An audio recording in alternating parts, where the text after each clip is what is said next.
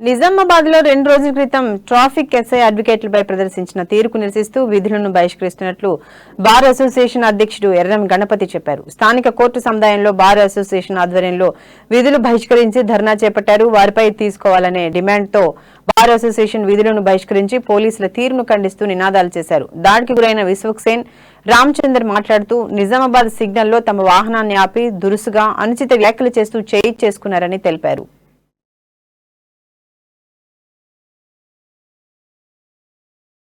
బండిని ఆపి కీస్ లాక్కొని బండి బయటకు పెట్టడానికి బెదిరించారు. కీస్ ఇస్తే బండి పక్కకు పెడతామనంటే కీస్ లేదు పక్కకు తీసి పెట్టామని చెప్పేసి దాని నుంచి గొడవ చేసుకుని అశోక్ కొట్టడం జరిగింది. ఆయన కన్నుకు దెబ్బ తాకింది. గవర్నమెంట్ హాస్పిటల్లో వెళ్ళాడు, ఎంసీ తెచ్చాడు.